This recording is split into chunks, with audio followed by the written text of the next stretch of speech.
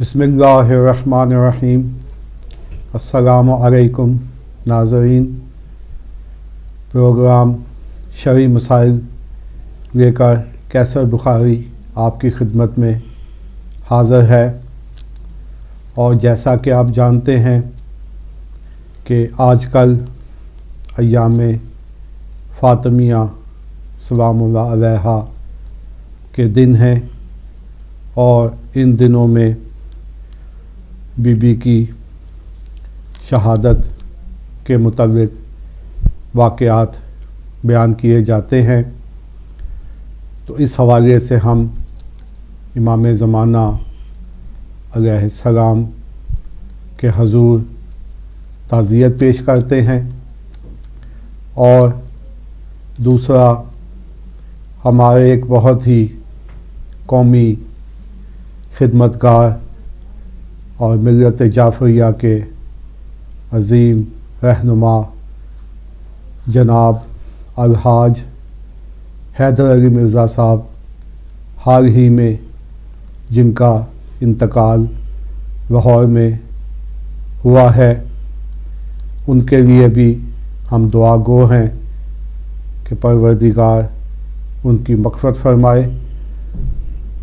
اس سے جو پہلے ہمارا پروگرام تھا وہ بھی خمس کے موضوع پہ تھا، کیونکہ یہ ایک بہت وسیع موضوع ہے، تو اس لیے آج بھی ہم خمسی کے موضوع پہ پروگرام کریں گے، اور ہمیشہ کی طرح ہمارے ساتھ جناب عالم باعمل مولانا سید فدا حسین بخاری صاحب تشریف رکھتے ہیں۔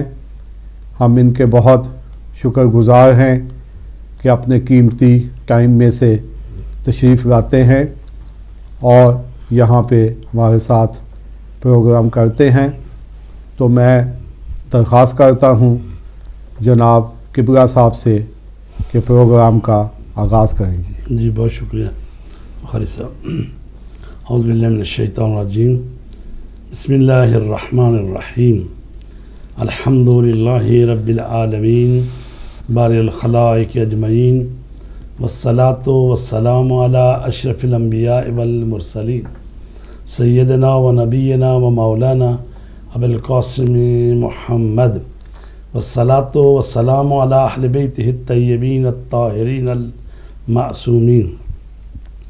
اما بعد، فقد قال اللہ تبارک و تعالی فی کتابہ المجید والفرقان الحمید وقولہ الحق، وَاعْلَمُوا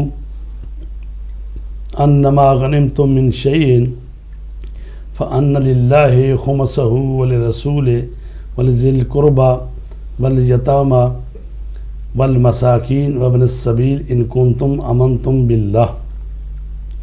عزیزان گرامی، سورہ انفال کی آیت نمبر 41 ہے، جس میں ارشاد رب العزت ہو رہا ہے کہ جان لو کہ جو تم غنیمت پاتے ہو اس میں سے اللہ کے لیے، اس کے رسول کے لیے، اور ذی القربیٰ کے لیے، اور یتامہ اور مساکین کے لیے، اور ابن السبیل کے لیے 5واں حصہ ہے، اگر تم اللہ پر ایمان رکھتے ہو۔ خمس کے موضوع پر ہم نے پچھلا پروگرام بھی کیا، اور چونکہ احکام خمس کافی زیادہ ہیں تو اس لیے 1-2 پروگرام اور بھی ہم اس پر کریں گے۔ اور ہم نے آپ کی خدمت میں عرض کیا کہ خمس جو ہے وہ 7 چیزوں پر واجب ہے۔ پہلی چیز جو ہے وہ ہے کاروبار یا روزگار کا منافع، دوسری چیز ہے معدنی کانیں، تیسری چیز ہے دفینہ یعنی گڑا ہوا خزانہ، چوتھی چیز ہے حلال مال جو حرام سے مخلوط ہو جائے، اور 5ویں چیز ہے غوطہ خوری سے حاصل ہونے والے سمندری موتی اور جواہرات، 6واں ہے جنگ میں ملنے والا مال غنیمت، اور 7ویں جو چیز ہے وہ ہے وہ زمین جو ذمی کافر کسی مسلمان سے خریدے۔ تو یہ 7 چیزیں ہیں جن میں خمس ہوتا ہے۔ اور سب سے پہلے ہے انسان جو کاروبار کرتا ہے یا ملازمت کرتا ہے تو سال کے آخر میں یعنی جب وہ کوئی آمدنی کا ذریعہ اس کو مل جاتا ہے اور وہ پہلی جو مال یا تنخواہ وہ لے کے آتا ہے، اس سے 1 سال جب گزر جائے تو اس وقت پھر وہ خمس کی ڈیٹ آ جاتی ہے، تو اس دن حساب کرنا ہوتا ہے اور اس کا جو نفع یعنی جو باقی رقم رہ گئی ہے سال کے خرچے کے بعد جو بچ گئی ہے، تو اس میں سے جو 5واں حصہ مثلا 100 پاؤنڈ بچا ہے تو اس میں سے 20 پاؤنڈ جو ہیں وہ خمس کے بنتے ہیں، اور اس میں سے 10 پاؤنڈ جو ہیں سہم امام ہیں اور 10 پاؤنڈ سہم سادات ہیں۔ تو اللہ اور اس کے رسول کا اور ذی القربہ کا جو حصہ ہے وہ تو جو وقت کے امام ہیں ان کو دیا جائے گا، اگر وہ غائب ہیں جیسے امام زمانہ علیہ الصلوۃ والسلام تو ان کے جو نائبین ہیں ان تک پہنچایا جائے گا۔ تو جو شخص جس مجتہد کی تقلید کرتا ہے اور تو اس کو چاہیے کہ خمس جو ہے وہ اس نائب امام تک مجتہد تک وہ خمس جو ہے اس تک پہنچائے۔ اچھا، کچھ چیزیں ایسی بھی ہیں جن پر خمس نہیں ہے۔ عورت کو جو مہر ملتا ہے، حق مہر جس کو ہم کہتے ہیں، اس پر خمس نہیں ہے۔ اور اسی طرح شوہر سے بیوی جو طلاق لیتی ہے طلاق خلا، تو اس وقت اس کو یا تو اپنا حق مہر معاف کرنا پڑتا ہے یا ہو سکتا ہے اس حق مہر کے ساتھ اور بھی کچھ ان کو دینا پڑے، تو وہ رقم جو طلاق خلا کے عوض ملے گی شوہر کو تو اس پر بھی خمس نہیں ہے۔ اور اسی طرح یہی حکم دیت کے طور پر ملنے والے مال کا ہے، اور اسی طرح میراث کے معتبر قواعد کے روح سے جو میراث انسان کو ملے اس کا بھی یہی حکم ہے۔ یعنی جب آپ کو وراثت ملی تو اگر آپ کو معلوم نہیں ہے کہ وہ شخص جو مرنے والا ہے وہ خمس نکالتا تھا یا نہیں نکالتا تھا، تو اس سے میراث جو ملی ہے اس میں خمس نہیں ہے۔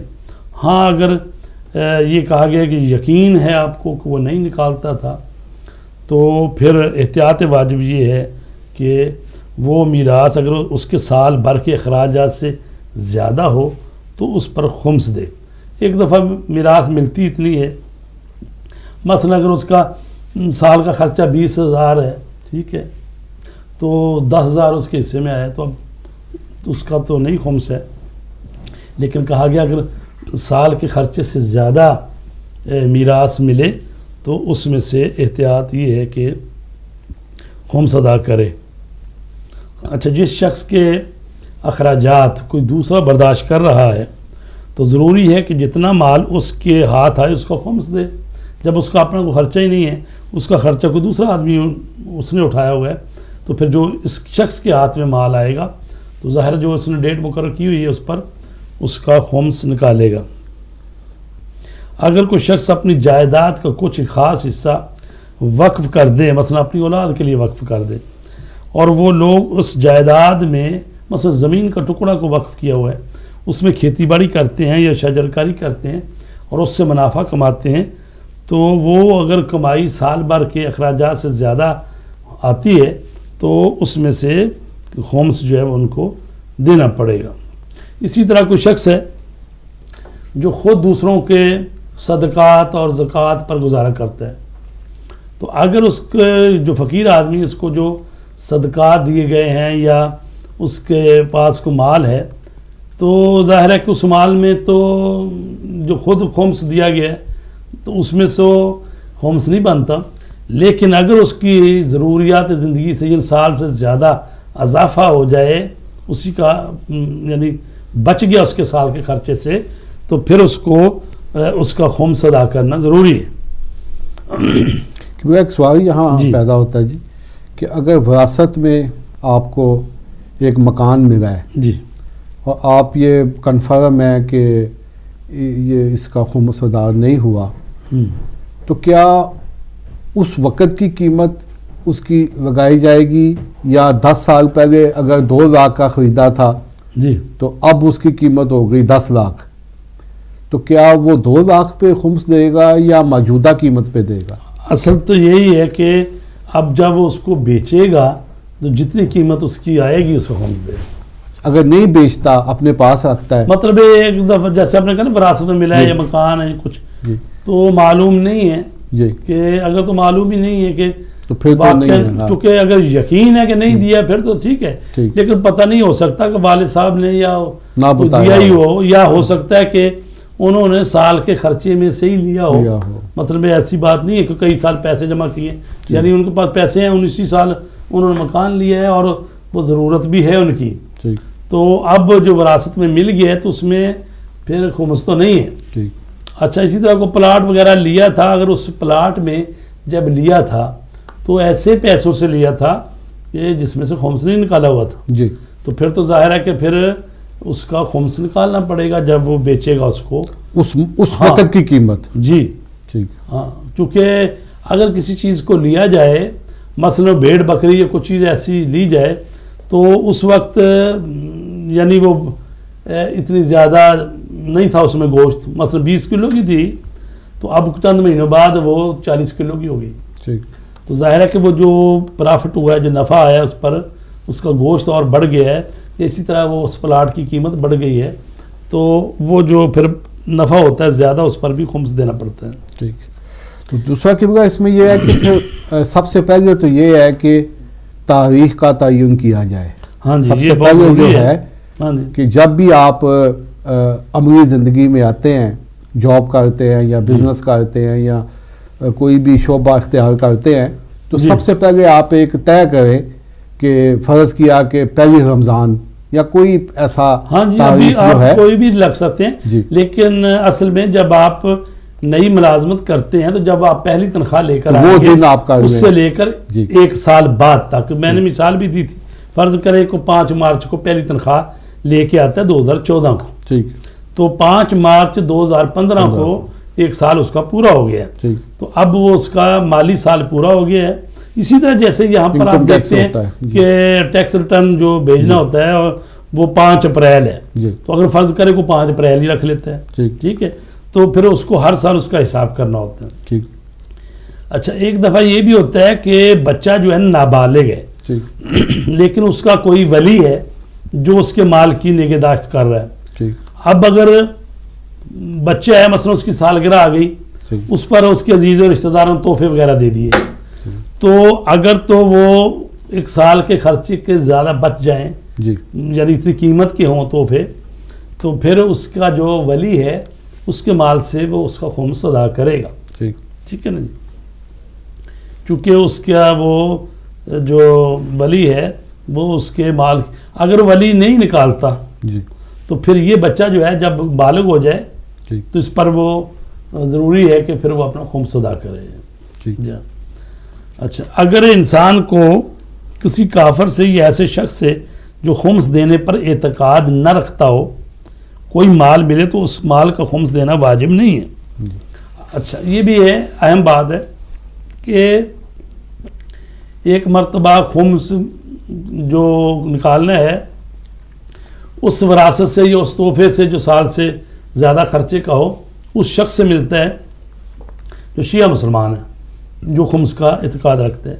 ایک دفعہ یہ ہے کہ وہ خمس کا قائل ہی نہیں ہے, جو دے رہا ہے آپ کو کوئی رقم یا مال کو گفٹ دے رہا ہے, ٹھیک ہے, یا تو وہ مسلمان ہے اور اس کا اعتقاد نہیں رکھتا خمس کا, یا یہ ہے کہ وہ اصل مسلمان ہی نہیں ہے, تو وہ بھی تو ہدیہ ایک دوسرے کو کر دیتے ہیں گفٹ, تو اس میں سے پھر خمس نہیں ہے, واجب نہیں ہے. اچھا, کہ وہ ایک اور سوال ہوتا ہے کہ اگر کسی نے مطلب گھر میں کوئی تعمیر کا کام کروانا تھا, مطلب باتھ روم کی مرمت یا کچن کا, تو وہ تاریخ آنے سے 2 دن پہلے پیسے نکال کے تو بلڈر کو دے دیتا ہے کہ بھی یہ تم نے یہ کام چاہے مہینے بعد کرو, لیکن میں تمہیں ابھی اس کے اخراجات کے میں تمہیں دے دیتا ہوں.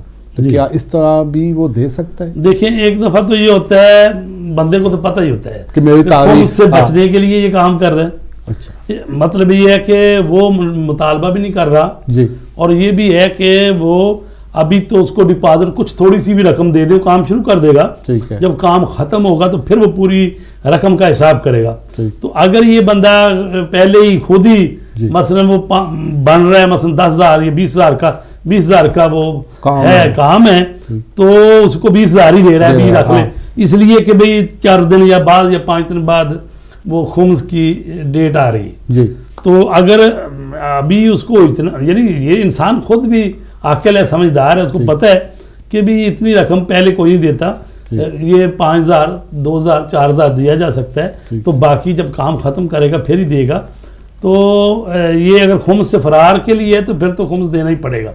لیکن اگر ایسا نہیں ہے کہ نارمل ہے کہ بھی اتنا پہلے دیتے تھے 5,000، وہ ابھی ڈیٹ کے اندر دے دیا ہے، ٹھیک ہے، تو اصل تو یہ ہے کہ اس تاریخ کو آپ کے پاس کیا ہے، ہاں جی، جو آپ نے طے کی ہے، جی، اس تاریخ کو کیش کی شکل میں آپ کے پاس کیا موجود ہے۔ لیکن اگر کام شروع کرایا ہوا 2-4 مہینے پہلے سے کام شروع کرایا ہوا ہے، جی، ٹھیک ہے جی، تو ظاہر ہے کہ پھر اس کام کو ابھی چاہے اگلے مہینے ہی ختم ہو تو اس کا دینا ہی پڑے گا رقم، تو وہ اور چیز ہے، ٹھیک ہے نا جی۔ لیکن وہ کہتے ہیں کہ انسان جو ہے نا خود بھی بڑا بابصیرت ہوتا ہے، اس کو پتہ تو ہوتا ہی ہے کہ بھئی یہ جو رقم ہے مجھے کب دینی ہے۔ ٹھیک۔ اچھا، اگر کسی شخص کو کوئی منافع حاصل ہو جی، لیکن وہ سال کے دوران مر جائے تو ضروری ہے کہ اس کی موت تک کے اخراجات اس منافع میں سے نکال کر باقی ماندہ کا خمس فوراً دے دیا جائے۔ ایک شخص ہے، اس نے کوئی رقم لگائی تھی کہیں تو اس کو پرافٹ ہو گیا، ٹھیک ہے جی، لیکن خدا نخواستہ وہ 2 مہینے بعد فوت ہو گیا، تو کافی رقم ہے۔ تو اب کیا کیا جائے، چونکہ پہلے تو ہوتا تھا کہ اس کے سال کا جو تاریخ مقرر کی اس وقت حساب کیا جاتا تھا، باقی جو رقم بچتی ہے اس کا خمس دینا تھا۔ ابھی چونکہ تازہ فوت ہو گیا تو وہ اس کے جو اخراجات ہیں کفن دفن کے، قبر کے، اور یہ جو سارے اخراجات وہ اس میں سے نکال لیے جائیں، باقی جو رقم بچی ہے اس پر خمس دیا جائے، اور پھر بعد میں وہ جو ہے نا باقی ورثہ جو ہیں ان کو وہ مال ملے گا، پہلے اس کا خمس ادا کرنا چاہیے۔ اور اصولاً جب بھی کوئی مر جاتا ہے، دنیا سے جاتا ہے، تو اولاد کو یہ چاہیے کہ پہلے اس کا تو قرض ادا کرے، اور اس کے علاوہ پھر یہ دیکھے کہ اگر اس نے زندگی میں نمازیں قضا کی ہیں 1 2 4 سال کی، اس کو پڑھایا جائے، اس کے روزے رکھوائے جائیں، اور وہ چیزیں یعنی ظاہر ہے کہ بڑے بیٹے پر واجب ہوتا ہے کہ باپ کی نمازیں پڑھے، لیکن اگر باہر بھائی دوسرے بھی یا راضی ہو جائیں کہ کوئی بات نہیں، آپ پہلے والد صاحب کی نمازیں پڑھا لیں، جتنے پیسے لگتے ہیں لگا لیں، بعد میں وراثت میں حصہ لیں گے، تو یہ پہلا کام یہ کرنا چاہیے۔ اس کے بعد جو باقی بچی ہے رقم یا سرمایہ یا جو بھی اس کے ہے وراثت، پھر اس کو تقسیم کیا جائے۔ کیونکہ ایک شخص واجب حج ادا کرنا چاہتا ہے جی، لیکن خمس کا وہ پابند نہیں ہے، اس نے کبھی خمس ادا نہیں کیا، تو اب وہ چاہتا ہے کہ میں حج مجھ پہ واجب ہے، میں جاؤں، تو کیا پہلے وہ خمس ادا کرے گا پھر جائے گا، یا وہ اپنی جگہ ہے، یہ اپنی جگہ ہے؟ ایسا ہے کہ بخاری صاحب اس میں اصولاً تو خمس سارے مال کا ہی دینا چاہیے، جی، لیکن بہرحال جو لوگ نہیں نکالتے، ابھی وہ حج پر جانا چاہتے ہیں، تو ایسے میں علماء کرام یہ کرتے ہیں کہ جو خصوصاً لے کے جاتے ہیں ان کے کاروانوں کو، وہ بتاتے ہیں کہ بھی اگر آپ نے سارے مال میں سے خمس نہیں نکالا تو کم از کم یہ 3-4 ہزار کا خرچہ، یہ جتنے پیسے خرچ آئیں کہ حج پر، اس میں سے خمس نکال لو۔ مثلا 4,000 پاؤنڈ حج پر خرچ آتا ہے، تو تقریباً اس میں ٹکٹ وغیرہ اور اس کے بعد جو لباس پہن کے جائے گا، ٹھیک ہے، اسی طرح جو کپڑے اور کیف اور جو بھی لے رہا ہے چیزیں، تو اگر ان میں سے خمس نکال دے، فرض کرو 4,000 پاؤنڈ لے کے جاتا ہے، یعنی لگتا ہے اس کے، تو اس میں سے 800 پاؤنڈ خمس بنتا ہے، تو اس کو خمس دینا چاہیے تاکہ اس کا یہ حج جو ہے یہ پاکیزہ مال سے اس کا حج ہو۔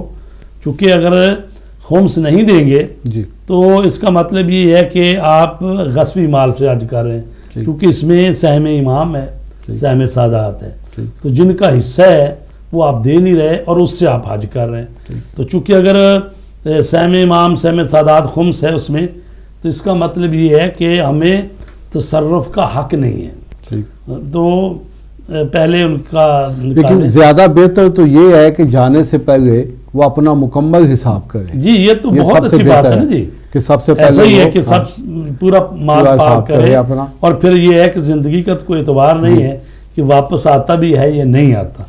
وصیت بھی کر کے جائے, اپنے مال سے پورا نکال کے جائے. اگر مثلا ٹائم تھوڑا ہے یا مثلا نہیں کر سکا تو کم از کم جو ہے یہ جو حج پر خرچہ آ رہا ہے اس کا خمس نکالے اور باقی کی وصیت کر جائے کہ بھی میں جا رہا ہوں, میں نے نہیں نکالا تھا, اتنا نکالا ہے, تو اگر میں خدا نخواستہ دنیا میں نہ رہوں تو بعد میں یہ کام کرنا ہے. ٹھیک ہے نا جی. تو وصیت کر کے جانا چاہیے. خود وصیت کرنا بھی مستحب عمل ہے کہ وصیت کرنی چاہیے.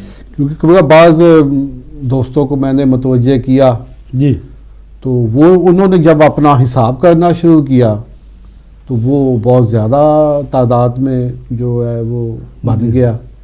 تو اس سے بھی پھر بعض دفعہ وہ سستی کر جاتے ہیں. تو پھر میں نے ان کو جو نمائندے تھے ہمارے جو مجتہد کے ان کی طرف میں نے ان سے کہا کہ آپ رجوع کریں. تو انہوں نے پھر ان کو ایک اچھا راستہ جو ہے تو اس میں گھبرانا نہیں چاہیے. جی اس میں یہ ہے کہ چونکہ یہ ایسا ہی ہے, اختیار جو ہوتا ہے نا جی جس طرح ہوتا ہے نا کہ سال میں سیلاب آ گیا, جی فصلیں تباہ ہو گئی یا کوئی آفت آ گئی, تو کیڑا لگ گیا فصلوں کو کچھ, تو حکومت کو اختیار ہوتا ہے نا لگان معاف کر دیتے ہیں. ٹھیک ہے. اسی طرح یہ ہے کہ ائمہ طہار بھی کئی سال اپنے چاہنے والوں کو خمس معاف کرتے رہے. تو اسی طرح جو نائب امام ہے اس کے ساتھ جا کے اگر وہ بات کرے کہ اتنا میرا بنتا ہے اور یہ ہے اور وہ ہے, تو وہ یہ بھی کر لیتے ہیں کہ آپ قسطیں کر لیں. ٹھیک ہے نا جی. دستگردانی بھی کر دیتے ہیں, واپس کر دیتے ہیں, واپس بھی کر دیتے ہیں بھی اگر تجھے ضرورت اتنی ہے یہ, تو لہٰذا ان کے ساتھ بات چیت کرنی چاہیے. تو گھبرانا نہیں چاہیے اس کا کوئی راستہ, کیونکہ پہلی دفعہ ہی مشکل ہے. سب سے اس کے بعد تو پھر یہ ہے کہ اس کے بعد تو آدمی چڑھ جاتا ہے, مطلب ٹھیک ہو جاتا ہے, پھر کوئی زیادہ منافع ہوگا تو اس میں دے گا. تو پہلی دفعہ میں لوگ پھر تھوڑا سا نا جی وہ ذرا. اچھا ایسا بھی ہوتا ہے کہ ایک آدمی جو ہے نا وہ کاروبار 2-3 قسم کے کرتا ہے. جی ٹھیک ہے جی, جیسے آپ بھی کرتے ہیں 2-3 قسم کے کاروبار. جی تو مطلب یہ ہے کہ اگر تو ساروں کو اکٹھا کر کے رکھا ہوا ہے, ایک ڈیڑھ مقرر اجازت ہو تو کال لے لیں. السلام علیکم. وعلیکم السلام ورحمۃ اللہ وبرکاتہ. جی کون میرے بھائی, کہاں سے بولتے ہیں؟ جی میرا نام یاسر بخاری ہے. جی بخاری صاحب کیا کہنا چاہیں گے آپ؟ استخارہ کروانا ہے میں نے. بخاری صاحب آج کا پروگرام ہے شرعی مسائل خمس کے موضوع پہ. استخارہ جو ہے کہ اتوار کے دن ہوتا ہے, وہ ہوتا ہے جی ہفتے والے دن ہوتا ہے, ہفتے کے دن 10 بجے, ہفتے کو 10 بجے ہوتا ہے جی استخارہ. تو آپ اس دن کال کریں تو کوئی خمس کے مطابق سوال کرنا ہے تو ابھی آپ کر سکتے ہیں. جی نہیں کوئی نہیں, میں بہت شکریہ آپ کا. ہفتے کو 10 بجے. بہت شکریہ. جی نا آپ فرما رہے تھے 2-3. جی اگر کسی کے مثلا کاروبار 2-3 کاروبار ہیں جی اور اس نے سب کو اکٹھا ہی کیا ہوا ہے, ایک جگہ پہ, ایک ہی جگہ پہ حساب کرتا ہے سال کا. جی اور اگر وہ کاروبار میں نقصان ہو گیا جی تو ظاہر ہے پھر تو نقصان ہو گیا تو اب پرافٹ آئے گا تو نکالے گا نا. جی لیکن اگر ایسا ہے کہ 2 کاروبار فرض کرو کرتا ہے, جی ایک کاروبار میں نقصان ہو گیا, ایک میں پرافٹ آ گیا, جی اب یہ نہیں کر سکتا کہ وہ جو نقصان ہوا ہے وہ پرافٹ کا ادھر ڈال لے. ٹھیک ہے جی. مثلا ایک کاروبار کرتا ہے اس میں سے 20,000 کا نقصان ہو گیا, ٹھیک ہے, دوسرا کاروبار کرتا ہے تو اس میں 30,000 کا پرافٹ ہو گیا. تو یہ نہیں کرے کہ بھائی جناب پہلے تو 20,000 نقصان جو ہے وہ پورا کرے نا, 20,000 ادھر ڈالو, اب 10,000 جو پرافٹ ہے اس کا دوں. نہیں, ایسا نہیں ہے. یعنی اگر علیحدہ کاروبار رکھے ہوئے ہیں تو پھر ہر ایک کو علیحدہ حساب سے ہی اس کا پروفٹ جو سال بعد آتا ہے اس میں سے خمس. اگر وہ کمپنی ایک ہی ہو, ہاں اگر ایک ہی اس نے رکھی ہوئی ہے پھر تو ظاہر ہے وہ ایک ہی ہے, تو پھر تو حساب ایک ہی کرے گا. لیکن بعض دفعہ ہوتا ہے نا کئی شراکتیں کئی جگہ پہ کمپنیوں کے ساتھ ملایا ہوتا ہے. تو کہ نقصان کی شکل میں بھی اس دن جتنا کچن میں آپ کے پاس کھانے پینے کا سامان ہے کیا اس پہ بنتا ہے نقصان کی شکل میں بھی, اگر نقصان بھی ہوا ہو تو وہ سامان جو آپ کے اگر پاس سب کچن میں ظاہر ہے کتنی بھی بڑی کمپنی ہوا کا مالک ہو تو کچن میں کیا ہوتا ہے, کتنا کا سامان ہوتا ہے. میں کہ اس کا کھانے پینے کی بات ہوگی نا کچن میں, باقی جو ہیں وہ فریجیں اور یہ چیزیں وہ تو نہیں نا, وہ صرف کھانے پینے کی بات, اس پہ وہ دے گا. ہاں ظاہر ہے وہ جو ہے وہ تو دے گا. اس کا مطلب کوئی بھی اس سے خمس کے نظام سے باہر نہیں ہے. ایک مزدور جو ہے جی کچھ وہ بھی اس کے گھر میں بھی کوئی مرچ مسالہ, کوئی پیاز, کوئی ٹماٹر, کوئی اس طرح کی چیزیں, مطلب ہے کہ جس نے سب ڈیٹ مقرر کی ہوئی ہے وہ تو لازمی اگر اس دن آ کے وہ حساب کرے گا تو کچھ نہ کچھ نکل ہی آئے گا. ایسا نہیں ہوتا کہ کچھ نہ نکلے. جی البتہ یہ بھی ہو سکتا ہے کہ جی. السلام علیکم. السلام علیکم. جی کون صاحبہ کہاں سے بولتے ہیں؟ جی میں اولڈن سے بات کر رہی ہوں. جی بتائیے میڈم کیا پوچھنا چاہیں گے آپ؟ جی میں نے یہ پوچھنا تھا کہ ہمارے گھر اولاد نہیں ہے. اچھا ٹھیک ہے. جی اللہ تبارک تعالیٰ کرم کرے. جی تو اس کے لیے یہ ہے کہ آپ نماز باقاعدگی سے پڑھیں اور نماز کے بعد تسبیح حضرت فاطمہ زہرا سلام اللہ علیہا کی وہ کیا کریں, 34 مرتبہ اللہ اکبر, 33 مرتبہ الحمدللہ, 33 مرتبہ سبحان اللہ, اور یہ تسبیح پڑھ کے تو پھر دعا کریں خداوند عالم جناب فاطمہ زہرا کے صدقے میں آپ کو اولاد عطا فرمائے انشاءاللہ. نماز کی پابندی کیا ہے کہ بھیا صاحب؟ جی انشاءاللہ میں نماز پڑھتی ہوں پابندی سے. جی ماشاءاللہ. تو دعائے قنوت جب پڑھتی ہیں نا تو دعائے قنوت میں پڑھا کریں رب لا تذرنی فردا وانت خیر الوارثین, پروردگار مجھے تنہا نہ چھوڑ, تو بہترین وارث ہے, یعنی مجھے اولاد دے تاکہ میرا جو وراثت اور وارث جو ہیں وہ ہوں. جی دوسری بات یہ کہ ایک لڑکی ہے میرے ہسبینڈ کو فون کرتی ہے. اچھا اللہ ان کو ہدایت دے. جی تو اب یہ تو پرابلم جو ہے بس کیا کیا جائے. یہ بس اس پرابلم کا حل ہے کوئی وظیفہ کرنا ہو یا کچھ اس طرح کا کچھ؟ نہیں تو اپنے شوہر کو سمجھائیں کہ ہوش کرے اور کیا کریں. جی میں سمجھا چکی ہوں.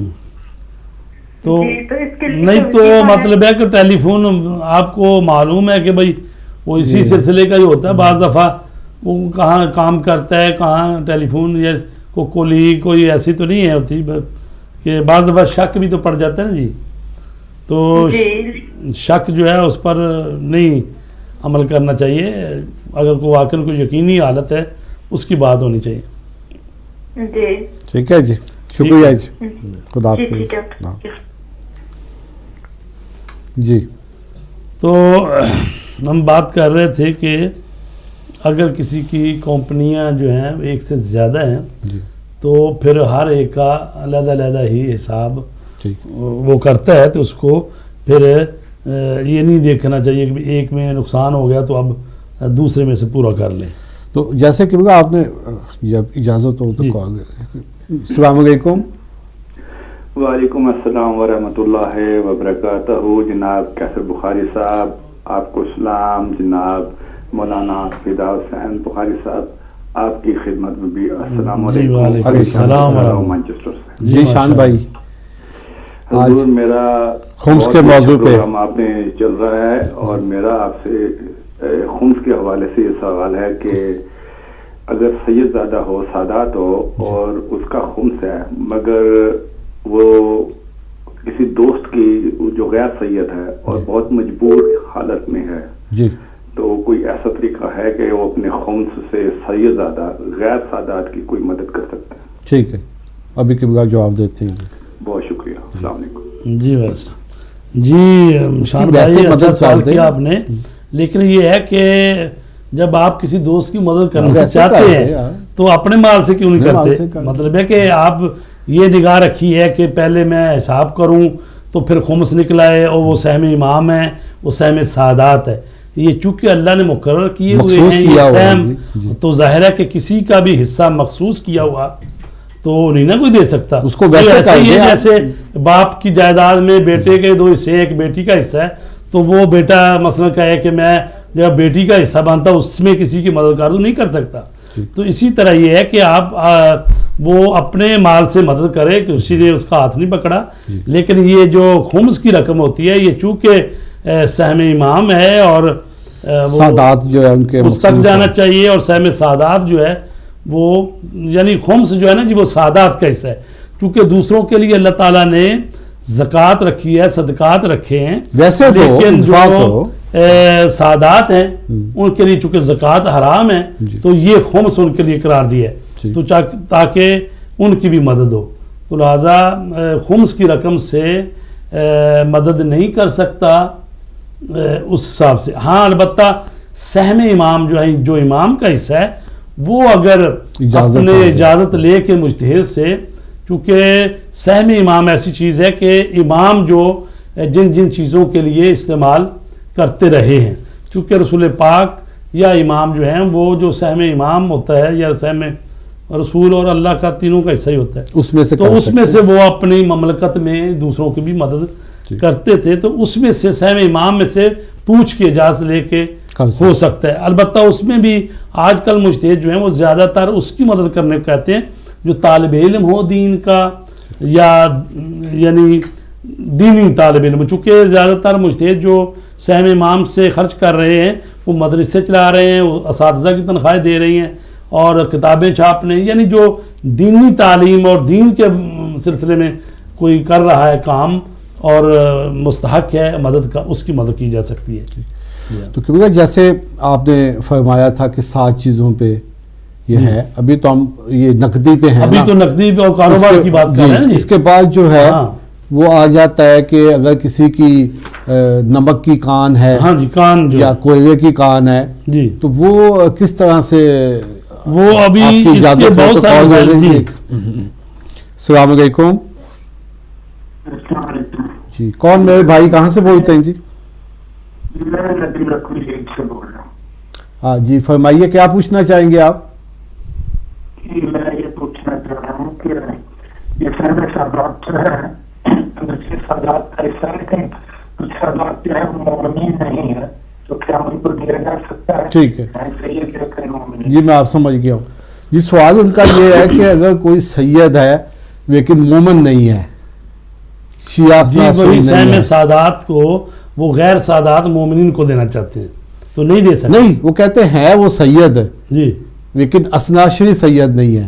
نہیں, اس میں بھی کہا گیا ہے کہ جو شیعہ 12 اماموں کو ماننے والا ہو وہ سید کو خمس دیا جائے, اس لیے کہ جو 12 اماموں کو ماننے والا نہیں وہ اصل خمس کا قائل ہی نہیں ہے, خود قائل ہی نہیں ہے, تو اس کو اس سے مدد نہیں دی جا سکتی. اور یہ بھی کہا گیا ہے کہ جو خمس کے مصارف میں جن کو خمس دینا ہے, ایک تو وہ شخص جو ہے وہ ایسا نہ ہو کہ شراب پیتا ہو, یعنی وہ رقم جو ہے وہ شراب میں, نشے میں یا ڈرگ میں اڑا دے, ایسا نہیں ہونا چاہیے. ہاں, جو سید عادل نہ ہو اسے خمس دیا جا سکتا ہے, لیکن جو سید اسناشری نہ ہو ضروری ہے کہ اسے خمس نہ دیا جائے. مجتہد کہتے ہیں جی صرف شیعہ 12 اماموں کو ماننے والے کو ہی. ہاں, کہ ہم بات کا اور یہ بھی کہا گیا احتیاط واجب یہ ہے اس سید کو بھی خمس نہ دیا جائے جو شراب پیتا ہو یا نماز نہ پڑھتا ہو یا اعلانیہ گناہ کرتا ہو, واجبات کا پابند نہ ہو. ہاں, واجبات کا پابند نہ, اس کو بھی احتیاط واجب یہ ہے کہ اس کو بھی نہ دیا جائے. البتہ یہ میں عرض کروں کہ ایک دفعہ وہ خود گھر کا سربراہ ہے اس قسم کا, لیکن اس کے بیوی بچوں کو تو دیا ہی جائے گا, کیونکہ اس کا خرچہ جو ہے نہ جو شرابی ہے یا مثلا نشہ کرتا ہے, لیکن بہرحال اس کے بیوی بچے جو ہیں ان کو تو خمس. تو اس کا یہ ہے کہ اس کو دینے کی بجائے اس کی جو زوجہ ہے اس کو دے دیا جائے کہ بھی تم اپنے بچوں کے لیے اس کو. اور البتہ وہ بھی اس صورت میں اگر اس کی زوجہ بھی سید زادی ہے. بعض دفعہ ہوتا ہے سادات نے بھی غیر سادات میں شادیاں کی ہوتی ہیں, تو ظاہر ہے کہ پھر اس صورت میں جو ہے غیر سید کو تو نہیں دیا جا سکتا. لیکن جو بچے ہیں اس کا عکس بھی ہوتا ہے. بعض دفعہ یہ ہے کوئی سید زادی ہے لیکن اس نے کسی غیر سید سے شادی کی ہوئی ہے اور وہ جو ہے خرچہ پورا دے نہیں رہا, تو کیا اس کی یعنی اس خاتون کو دیا جا سکتا ہے؟ ہاں جی, اس خاتون کو سہم سادات دیا جا سکتا ہے جو کہ خود تو سید زادی ہے, لیکن چونکہ اس کا خامن جو ہے وہ اس کو نہیں نان و نفقہ پورا دے رہا ہے, یہ خرچہ جو اس کو نہیں اٹھا رہا. ٹھیک ہے نا جی.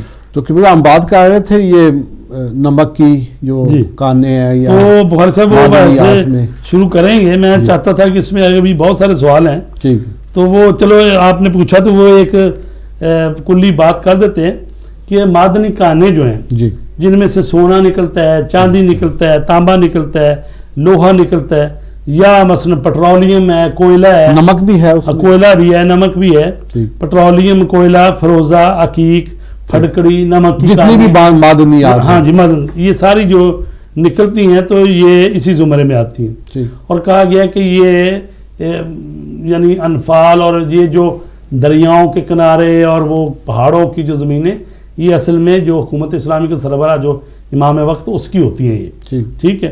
اچھا اگر ان میں سے کوئی چیز نکلے تو کوئی چیز اس سے نکالے جبکہ شرعاً کوئی حرج نہ ہو تو وہ اسے اپنی ملکیت قرار دے سکتا ہے. اور اگر وہ چیز نصاب کے مطابق ضروری ہے اس کو خمس دے. اب یہ ہے کہ جو چیز نکالی گئی ہے مثلا لوہا ہے اس سے کیا منافع کوئلہ ہے؟ ہے کتنا ہے ٹھیک. یہ نہیں ہے کہ مثلا 20 کلو کوئلہ نکلا ہے تو نہیں ایسا نہیں ہے بلکہ جو چیز نکلی ہے اس کا نصاب ہے ٹھیک یعنی 15 مسکال مروجہ سکے دار سونا جو ہے مسکال 15 مسکال سونے کی قیمت کے برابر وہ جو نکلی ہے چیز تو پھر اس کا یہ نصاب ہے.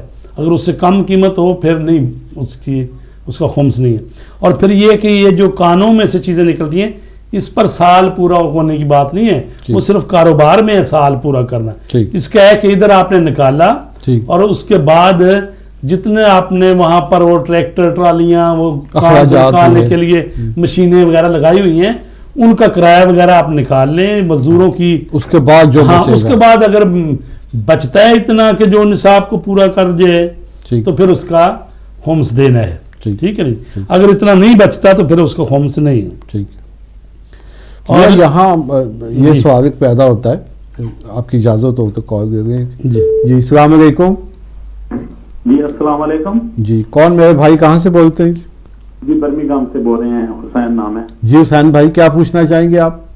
جی قبلہ سے بات ہو سکتی ہے؟ جی جی بات ہو رہی ہے آپ کی, لائیو کال ہے آپ کی. جی بسم اللہ. قبلہ السلام علیکم. جی وعلیکم السلام.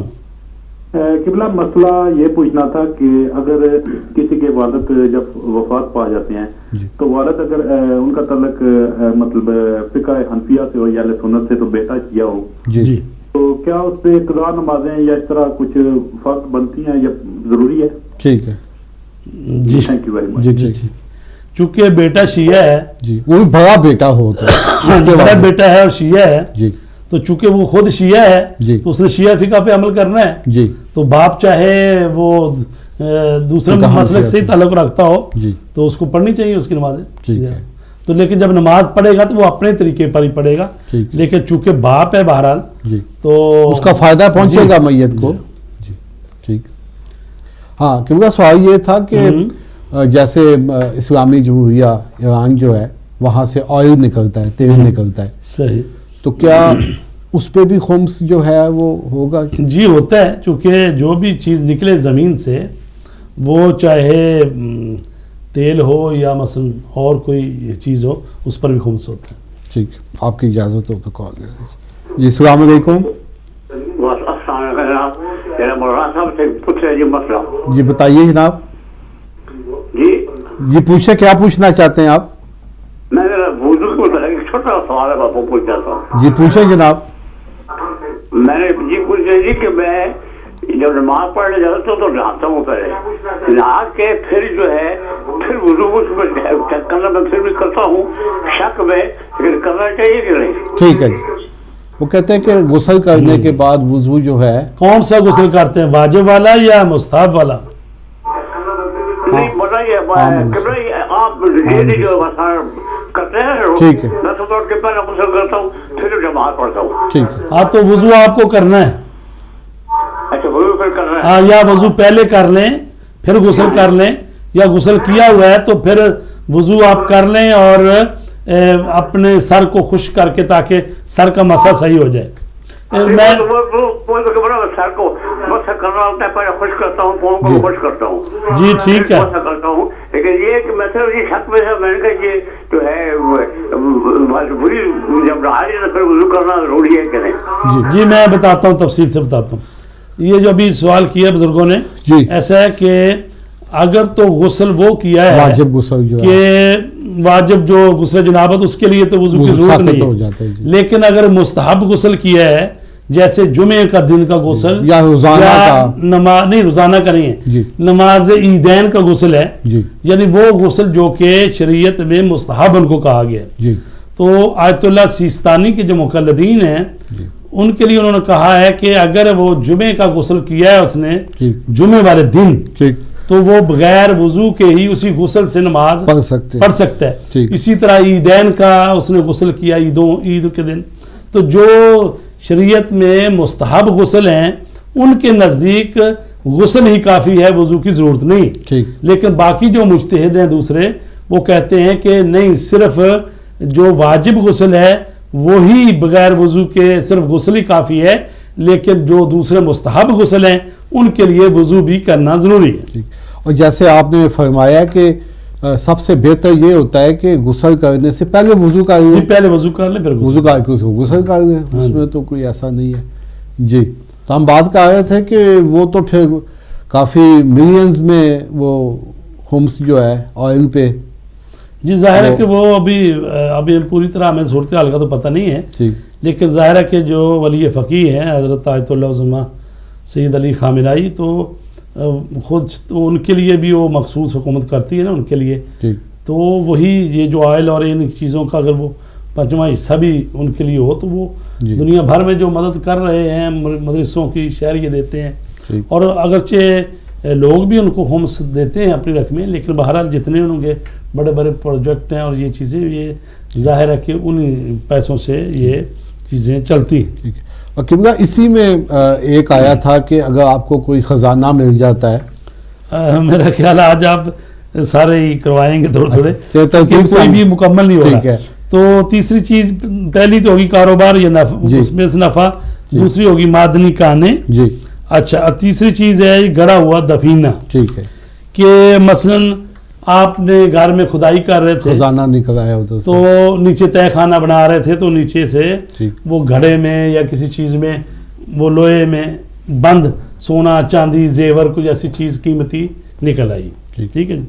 اگر تو آپ کو پتہ ہے کہ جس سے میں نے خریدا ہے اس کا ہے، تو پھر تو اسی کو پلٹانا پڑے گا. ٹھیک اس سے پوچھنا پڑے گا بھائی میں نے تیرا مکان لیا ہے، اس میں سے اس میں کوئی رکھا تو نہیں تھا. تو اگر وہ کہے مجھے تو معلوم نہیں ہے، ٹھیک ہے، پھر اس سے اگلے کی باری آئے گی. ٹھیک. لیکن اگر مایوس ہو جائے کہ نہیں پتہ ہی نہیں ہے، جیسے ہندوستان پاکستان بنا، ادھر کے لوگ ادھر چلے گئے، ادھر کے ادھر آ گئے، تو لوگوں کو خزینے نکلتے ہیں. ٹھیک ہے جی. تو پھر وہ اس کا مالک ہو جاتا ہے وہ شخص جس کے ہاں یہ خزانہ نکلا ہے. ٹھیک ہے. تو اس کو پھر کب اس کا مالک ہوتا ہے کہ اس کو چاہیے پھر اس کا خمس ادا کرے، پانچواں حصہ. پانچواں حصہ. اگر اس کو 1 لاکھ روپیہ ملا ہے تو اس میں سے 20,000 جو ہے وہ اس صورت میں سب اس کا بھی نصاب ہے. اچھا یہ نہیں ہے کہ مثلا چاندی کی مثلا چند بالیاں نکل آئی ہیں. آپ کی اجازت ہو تو کال کریں.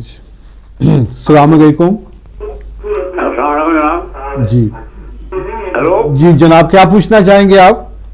میں سے ایک مسئلہ پوچھ رہی جی. کہ نماز کا. جی بتائیے، پوچھیے جناب. میں نے پوچھ رہی جی کہ میری عمر ہے 73، تو میں اکثر نماز پڑھتے بھول جاتا ہوں. ٹھیک ہے جی. میں نے یہ سورہ پڑھا یا نہیں پڑھی، یہ پڑھا یا نہیں پڑھا. ٹھیک ہے. یہ پوچھ رہتا ہوں. دوسرا یہ ہے کہ میں زور اثر کی پڑھی ہے یا نہیں پڑھی، مجھے بھول بول جاتا ہوں. اچھا تو اس کے لیے کیا کریں؟ ٹھیک ہے جی. قبلہ صاحب کے دوران میں بھول جاؤں ٹھیک تو ہے. کیا کریں؟ وہ دوبارہ اس کو پڑھنا ہے یا کیا کرنا ہے؟ جی آپ کو بتاتے ہیں. دوبارہ ہی پڑھتا ہوں. جی ٹھیک ہے جی. قبلہ صاحب بتاتے ہیں. جی ایسا شخص جو کہ بہت زیادہ شک کرتا ہے، یعنی دل کرتے میں بھول جاتا ہوں. جی میں اسی 73 طرف آ رہا ہوں کہ مثلا جو آدمی ہے کہ دن میں 5 نمازوں میں 3 نمازوں میں اس کو شک ہو جاتا ہے. ٹھیک ہے. میں نے تیسری پڑھی ہے، چوتھی پڑھی ہے، دوسری پڑھی ہے، پہلی پڑھی ہے، بسم اللہ پڑھی ہے، نہیں پڑھی، اتنا شک ہوتا ہے. تو اس کو اپنے شک کی پرواہ نہیں کرنی چاہیے. تو بس وہ جیسے ہی پڑھ رہا ہے ٹھیک ہے. ٹھیک ہے. مانے جہاں بھی कहता दूसरी है तीसरी नहीं समझ आ रही तो तीसरी करार दे के पढ़े अपना आराम से। ठीक है जी। इसी तरह वो पढ़ता तो है जोर की भी पढ़ता है असर की, लेकिन वो भूल इतना जाता है, समझ नहीं आई कि मैंने जोर पढ़ ली है या असर पढ़ ली। ठीक है ना जी। तो कोई तरीका, कोई निशानी, कोई चीज़ रखे, जैसे मालूम है कि जो बूढ़े होते जाते हैं ना वो उनके लिए जो दवाइयाँ देते हैं उसके ऊपर उन्होंने लिखा होता है संडे, मंडे, ट्यूसडे, वेडनेसडे, क्योंकि वो उसको निकालता पता चल जाता है आज संडे है, पूछ लेता है किसी से।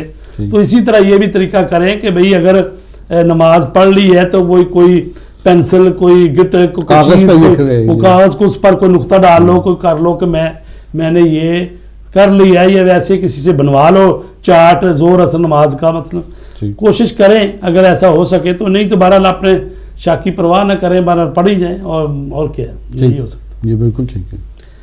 तो जो है ना जी दफीना जो ख़जाना निकला है उसकी भी एक कीमत है, एक निसाब है।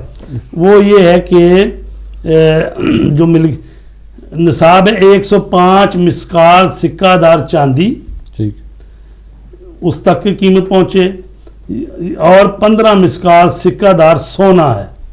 यानी जो चीज़ दफीने से मिले अगर उसकी कीमत इन दोनों में से किसी एक के बराबर हो जाए तो उसका खुम्स देना वाजिब है। उससे कम हो, फिर उससे कम हो, छोटी सी चीज़ मिली है कोई उसका किबला, क्योंकि कंट्रोल से जी कहा जा रहा है कि हमारा जो प्रोग्राम है अपने आखिरी मराहिल में दाखिल हो चुका है जी। तो आपसे दरख्वास्त है कि अपने मखसूस अंदाज में दुआ फरमा दें। इंशाअल्लाह अगला प्रोग्राम भी हम जी, चूँकि 2-3 प्रोग्राम करने पड़ेंगे, 7 चीज़ों में खुम्स से अभी तो हमने 2 बड़ी मुश्किल से बयान किए हैं, तो तीसरी को शुरू किया था। ठीक, तो दुआ फरमा दें। जी दुआ करते हैं। बिस्मिल्लाहिर्रहमानिर्रहीम। इलाही क़ल्बी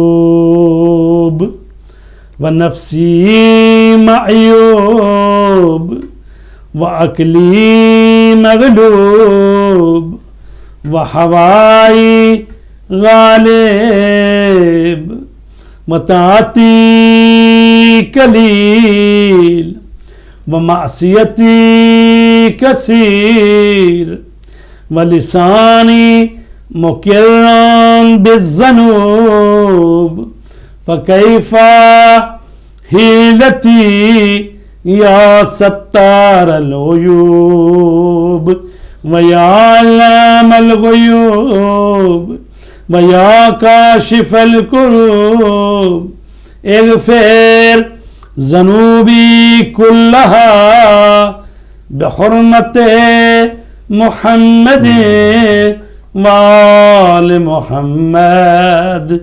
या गफ़्फ़ारो या गफ़्फ़ारो या गफ़्फ़ार बिरहमतिक या अरहमर